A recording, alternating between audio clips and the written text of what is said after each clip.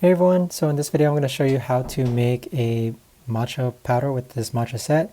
So first we have the whisk, we have a matcha powder, which we're going to go ahead and open up. Now as far as how much to add, this is more so up to you, but I just use this right here as a measuring tool.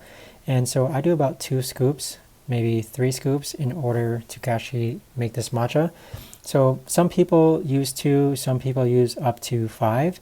For this example, I've used about 7 scoops of matcha powder. Now with these 7 scoops, it does occupy a lot of the remainder of how much is in this matcha powder. Now with that, I then go ahead and shake it out just like this. Well, I'll go ahead and tapping it so that it kind of breaks down and to smaller pieces. And so while I'm tapping it like this, we're basically just trying to separate the matcha pieces so there's no like big clunks when we go ahead and mix it. So keep on tapping until the powder actually goes through the net.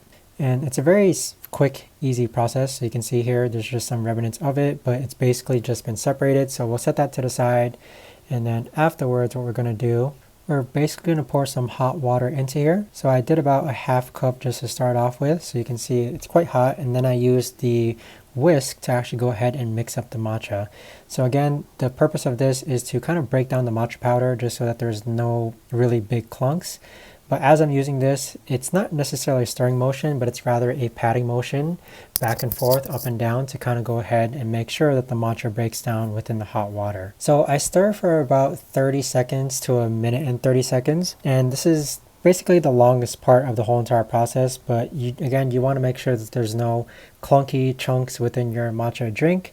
And so with it, 30 minutes or 30 seconds to a minute and a half should usually do fine enough to go ahead and break down all the matcha powder as it's dissolving inside the liquid. Now, once it's ready, go ahead and remove the whisk, and then you're going to grab your matcha.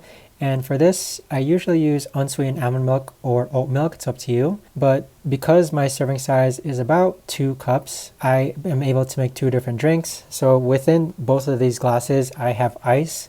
Again, using almond milk or oat milk, whichever one you prefer.